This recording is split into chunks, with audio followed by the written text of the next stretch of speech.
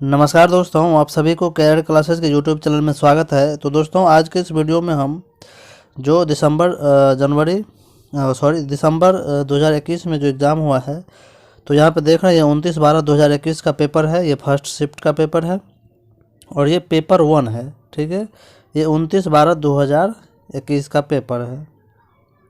तो आज के इस वीडियो में हम CDP पर हम चर्चा करेंगे। CDP का आंसर कि हम देखेंगे और इसके बाद हिंदी, मैथ, EVS और संस्कृत का भी देखेंगे एक एक करके। तो जो भी दोस्त इस चैनल पर नए हैं, कृपया इस चैनल को सब्सक्राइब कर लें और बेल आइकन को दबा दें।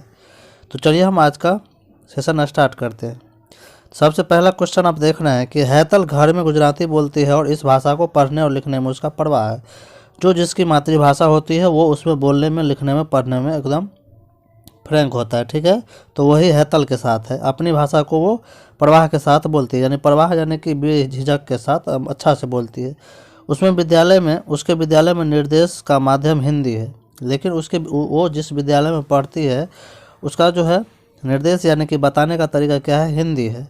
तो वह यह भाषा नहीं जानती है, लेकिन हिंदी वह क्या है, इसको नहीं जानते, वो इसका क्या हो गया, सेकेंड लैंग्वेज हो गया। तो राष्ट्रीय शिक्षा नीति 2020 के अनुसार इस स्थिति में विद्यालय में क्या करना चाहिए? विद्यालय को क्या करना चाहिए? तो विद्यालय को क्या करना चाहिए, डायरेक्ट हम बताते हैं। बहुभाषा की संस्कृति सृजित करने के लिए सभी बच्चों को एक दूसरे की मातृभाषा का सम्मान करने के लिए कहना चाहिए। समझ गए? क्या करना है? सभी बच्चे को एक दूसरे की भाषा का जो है सम्मान करेगा, तो एक दूसरे क्या करेगा, एक बच्चा दूसरे बच्चे की भाषा जानेगा तो वो उससे क्या होगा, जान पाएगा, उसको सीख पाएगा। ठीक है, इसका क्या हो जाएगा, 3 नंबर। चलिए आगे देखते हैं। चलिए अब दूसरा नंबर देखते हैं। बालक का विकास किन क्षेत्र में बटा है? तो बालक का जो विकास है दोस्तों, ये 6 क्षेत्र में बटा हुआ है। शारीरिक विकास, उसके बाद मानसिक विकास, भाषाई विकास, संवेगात्मक विकास, क्रियात्मक विकास। क्रियात्मक बोलिए या गत्यात्मक बोलिए या फिर गामक बोलिए, एक ही बात है।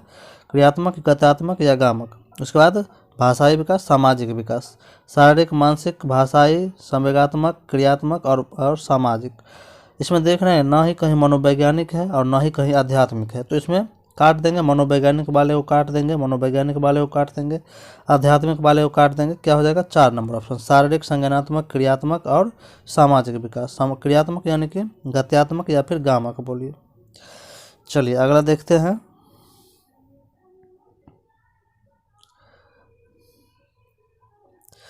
अगला देख लीजिए, 3 नंबर क्या है, वाइगोत्स्की से है।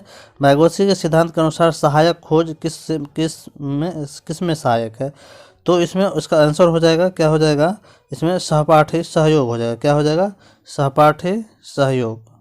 चलिए अब अगला देखते हैं। 4 नंबर देखिए। 4 नंबर में क्या है कि दावा ए है और तर्क आर है। ठीक है, तो इसमें है अध्यापक के द्वारा आकलन और मूल्यांकन के विविध तरीकों का इस्तेमाल किया जाना चाहिए। और आर में है मूल्यांकन का उद्देश्य अच्छा निष्पादन करने वाले विद्यार्थियों को शेष कक्षा से पृथक करना है। यानी मूल्यांकन का उद्देश्य अच्छा निष्पादन करने वाले विद्यार्थियों को शेष कक्षा से पृथक करना है, तो ये उतना अच्छा नहीं है। ठीक है, अध्यापक के द्वारा आकलन और मूल्यांकन विविध तरीकों का इस्तेमाल किया जाना चाहिए। ए क्या है, सही है, लेकिन आर क्या है, गलत है। तो ए सही है और आर क्या है, गलत है। तो इसका ऑप्शन नंबर क्या हो जाएगा, 1 नंबर हो जाएगा डायरेक्ट। चलिए 5 नंबर देखिए। अपने लंबे मगर चौड़े गिलास में नींबू पानी का स्तर की ओर इशारा करते हुए सारा अपनी बहन को चिढ़ाती है कि उनके पिताजी ने उससे ज़्यादा नींबू पानी दिया। यानी कि एक ऐसा गिलास है, ठीक है, ये लंबा है, और एक छोटा है लेकिन क्या है, चौड़ा गिलास है। इसमें नींबू पानी है, इसमें भी नींबू पानी है। ठीक है, तो ये सारा जो है, ये क्या है, सारा अपनी बहन को चिढ़ाती है, ये मतलब सारा है। ठीक है, ये अपनी बहन को चिढ़ाती है कि हम में क्या है, ज़्यादा नींबू पानी है। उसकी बहन किसी भी तरह की प्रतिक्रिया नहीं देती, क्योंकि उसे अपने पिताजी को उनके गिलास से सारा के गिलास में नींबू पानी डालते हुए देखा, और वह जानती है कि दोनों गिलास में नींबू पानी की मात्रा क्या है, समान है। बस इसकी चौड़ाई ज़्यादा है और इसका लंबाई क्या है, ज़्यादा है। तो इस संदर्भ में सारा का क्या प्रदर्शन करती है, जीववाद इसमें नहीं होगा, वर्ग समावेशन इसमें नहीं होगा। इसमें क्या हो जाएगा, तो इसमें हो जाएगा दोस्तों, और केंद्रीकरण नहीं होगा, इसमें क्रमबद्धता हो जाएगा। क्या हो जाएगा, इसमें क्रमबद्धता हो जाएगा। समझ गए? चलिए आगे देखते हैं। 6 नंबर देखिए, निम्नलिखित में से क्या प्रगतिशील कक्षा की विशेषता नहीं है। तो नहीं है में हमें 3 क्या होता है कि सही होता है और 1 गलत होता है। तो दंड और पुरस्कार का प्रयोग हम क्या करते हैं, प्रगतिशील शिक्षा में नहीं करते हैं, ठीक है। और ये सब इसका सही हो जाएगा। चलिए 7 नंबर पर चलते हैं। 7 नंबर में है, लॉरेंस कोहलबर्ग के सिद्धांत में तर्कना किस चरण पर छात्र मान लेते हैं कि प्रत्येक व्यक्ति के लिए नियम एक समान प्रकार से लागू किए जाने चाहिए और प्रत्येक व्यक्ति का निजी कर्तव्य है कि उसका पालन करे। तो इसमें क्या हो जाएगा, ये सामाजिक क्रम को बनाए रखने की अभिविन्यास, उन्मुखता बोलिए या अभिविन्यास बोलिए। 8 में देख लीजिए, कथन ए है और कथन आर है। कथन ए में है, सभी बच्चे परीक्षाओं में अच्छे अंक लाएं। यह सुनिश्चित करने के लिए बच्चों में असफलता का भय और उपलब्धि का दबाव पैदा नहीं करना चाहिए। सही बात है। और आर में है, अर्थपूर्ण अधिगम हो सके इसके लिए महत्वपूर्ण है कि बच्चे शारीरिक और भावनात्मक सुरक्षा महसूस कर सके। ये भी सही बात है। तो ए और आर क्या है, दोनों सही है। तो दोनों सही जिसमें होगा वही इसका आंसर होगा, ठीक है। देखिए ए और आर दोनों सही है और यहाँ पर है ए सही है लेकिन आर गलत है, ए भी गलत है, ये भी गलत है और ये तो गलत ही है, ठीक है। ए और आर दोनों सही, लेकिन आर सही व्याख्या करता नहीं, आर सही व्याख्या नहीं करता है ए की। इसमें क्या है, ए और आर क्या है, सही है। 5 नंबर का इसमें देख लीजिए, 5 नंबर है। तो इसमें क्या हो जाएगा, ए और आर सही है लेकिन आर जो है, आर सही व्याख्या करता है ए की, ठीक है। समझ गए। इसमें क्या हो जाएगा, 1 नंबर ऑप्शन हो जाएगा। चलिए अब आगे देख लीजिए। 9 नंबर में देख लीजिए, एक विद्यार्थी अलीजा जिसका नियंत्रण केंद्र आंतरिक है परीक्षा में असफल होने के लिए किसे जिम्मेदार ठहराएगी। तो वो किसे जिम्मेदार ठहराएगी, अध्यापक का उसके प्रति पूर्वाग्रह या पक्षपात को। समझ गए। चलिए 10 नंबर देख लीजिए।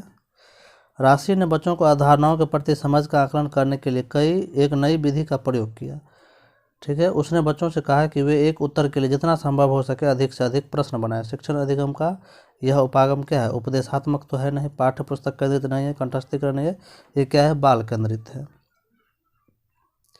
चलिए अगला देखते हैं। अनुज कक्षा 3 के पर्यावरण अध्ययन पढ़ता है। कक्षा 3 का पर्यावरण अध्ययन क्या करता पढ़ता है, वो हमेशा अपने विद्यार्थियों को किसी भी विषय से परिचित कराने के एकदम बाद मानस मंथन करता है। यानी किसी भी विषय को परिचित कराने के बाद क्या करता है, एकदम बाद मानस मंथन करवाता है।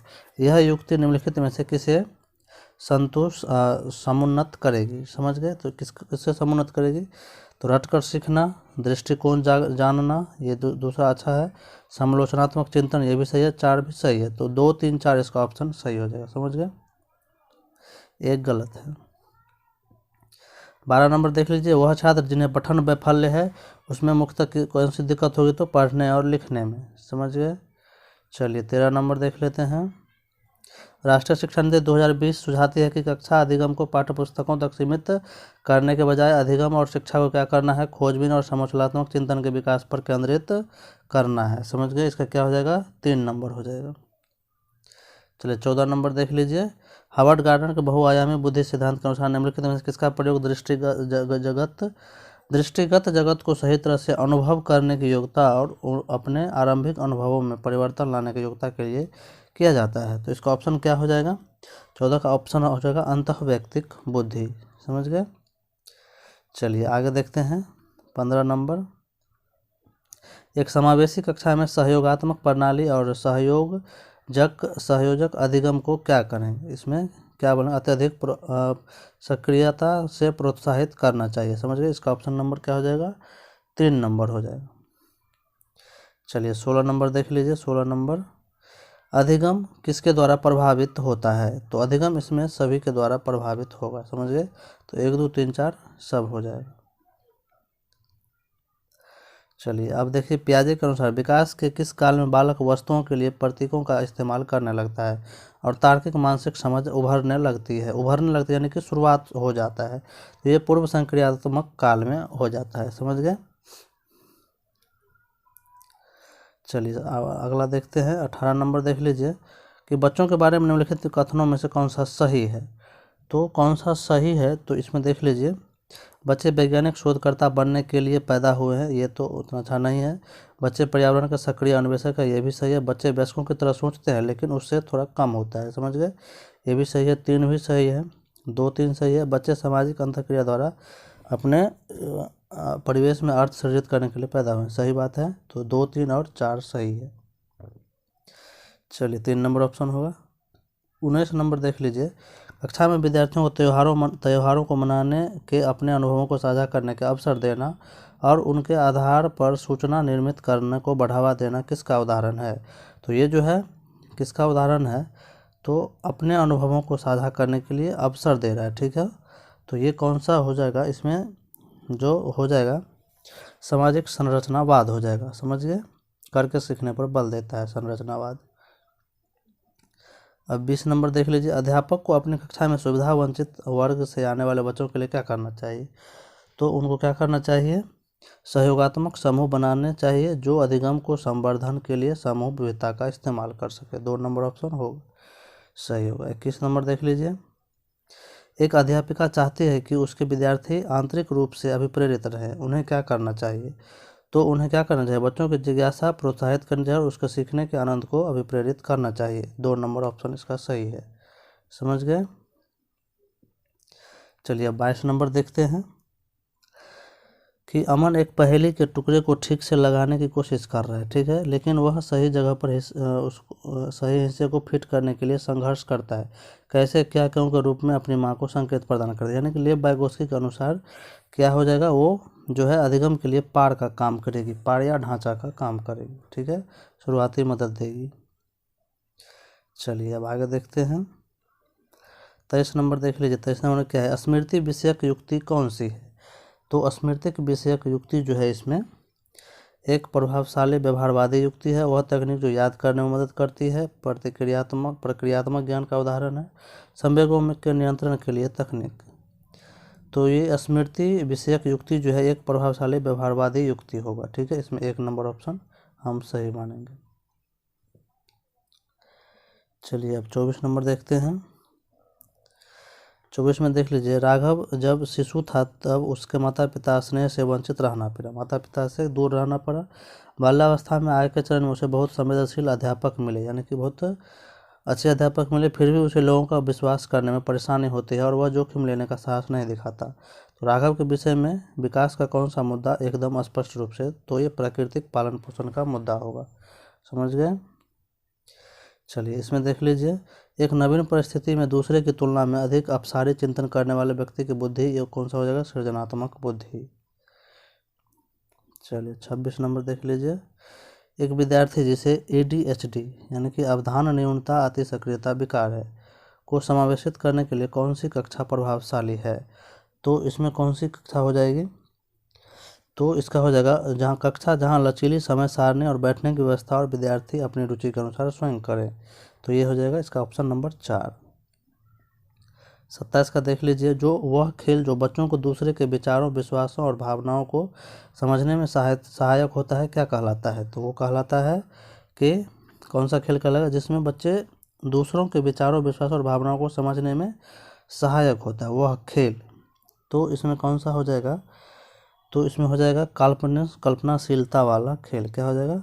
कल्पनाशीलता वाला खेल। चलिए 28 नंबर देख लीजिए। निम्नलिखित में से कौन सा सिद्धांत यह दर्शाता है कि विकास दिशात्मक सिर से पैर की ओर होता है? तो इसका ऑप्शन नंबर हो जाएगा कौन सा? तो ये हो जाएगा शीर्षगामी सिद्धांत। चलिए 29 नंबर देख लीजिए। विद्यार्थियों को काम में त्रुटियों के विश्लेषण का मुख्य उद्देश्य क्या है? तो इसका ऑप्शन नंबर क्या हो जाएगा? बच्चों की सोच चिंतन को समझना, समझ गए।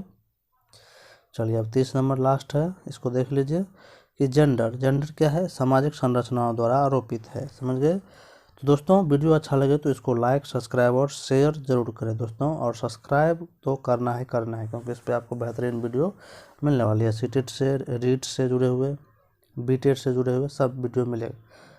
चलिए दोस्तों, धन्यवाद आज के वीडियो में।